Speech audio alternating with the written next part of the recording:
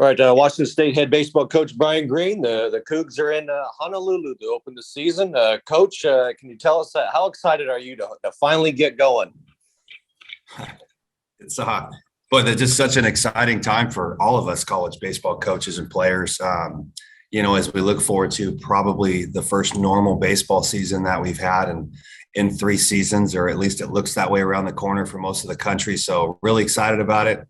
Potential for a huge crowd here in Hawaii, going up against or being on the same field with Coach Hill, one of my mentors, is a very special thing for me to open up the season as we enter into year 3. But we're pumped. I mean, our guys have been practicing great. Leadership council, the culture, the vibe of the program, just coming out of Team Elite has been very, very exciting. Everybody's healthy for the most part.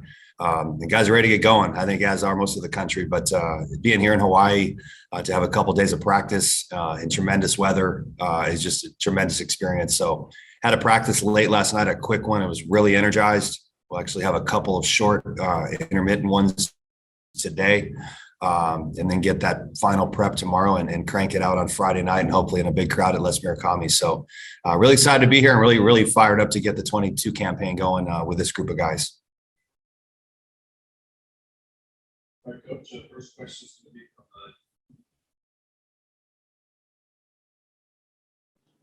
Coach, first question is going to be from Jamie Vinnick, a Coug fan. Go ahead, Jamie. Coach, how's the sunshine treating you? Dude, I mean, Jamie, I got a little color. I mean, it's great.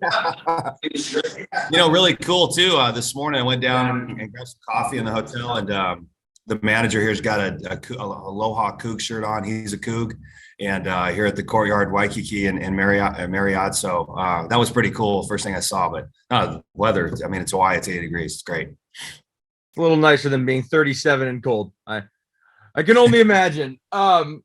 When you kind of look at this weekend, you get you just kind of get to get going, and what about maybe just starting in this kind of environment, in this sunshine, and again, you said coaching against one of your mentors and having this, I don't want to quite say normal yet, but more normal than what we've seen in the past, where there's not the overarching concern of, are these games going to get played? I mean, how much easier does it make your job when you can kind of prepare for each weekend without that in the back of your mind necessarily? Like, all right, this is what our rotation is going to be, our lineup, etc.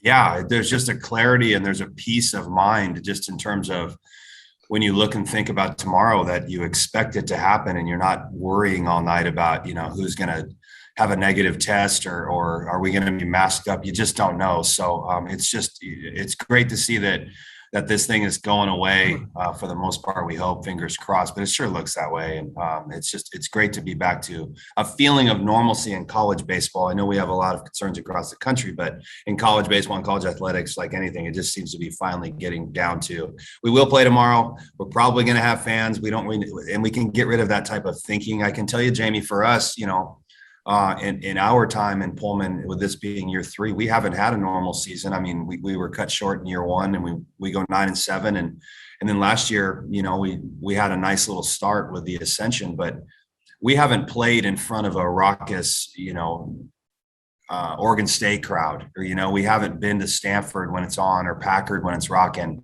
So those are all going to be real challenges. Same thing with us. We haven't had a home crowd, a real one, where there's 2,500 people and going Coug fan crazy. So I think that's the biggest excitement, is just to get back to a sense of normalcy, that we're playing baseball, people are watching, people are in the stands, and we can give each other a hug when we want to celebrate a win. You just to make sure, you mean for Friday, right? You saying tomorrow? You mean for Friday? Yeah. Okay, I want to make sure I didn't have the schedule screwed up. No, that tells you where I am. We are ready to go. I mean, it's this is an awesome thing.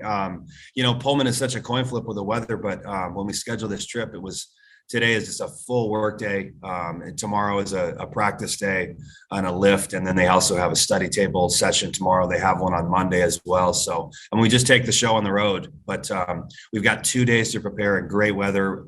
Where we were just a week ago was we were getting outside and scrimmaging, but the scrimmage was a rotation of warm up inside, come throw your 1 inning, position players rotating around, because we didn't want to be in 35, for 3 hours. So it's nice to just be able to just get in, get out and roll. But our guys were the weather, we're practicing in shorts, and that's a cool thing. Kind of getting into the nitty gritty of the weekend, what is your rotation going to kind of look like for these 3 days? Yeah. Grant Taylor on Friday, last year's Sunday starter. Cole McMillan will go on Saturday. The transfer from San Jac in Texas, 424 from Houston. And then McCabe Cottrell on Sunday. McCabe was a JUCO All-American left-handed product from Spokane Falls. And then on Monday, we'll TBA it. A lot of baseball for the Cougs. 8 games on this road trip, starting Friday, Saturday, Sunday, Monday. Fly out on Tuesday, practice Wednesday in Arizona, and thanks to the Mariners, play with their complex, and then have a Thursday, Friday doubleheader, Saturday, come home Sunday. So from Friday to Sunday, 8 games for Coug baseball. So, we're going to have a lot of data and a lot of measurables after these 8 games in terms of where we are before we go to Texas. Just kind of going forward, and obviously with the understanding things can change, is that Taylor, McMillan, Cottrell, is that kind of your ideal rotation for when you get into Pac-12 play, and those will be your 3 weekend games?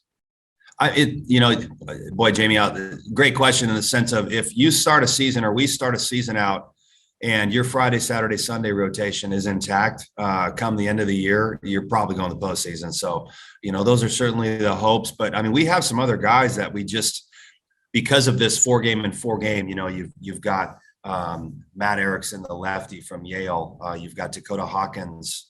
You've got Duke Brotherton.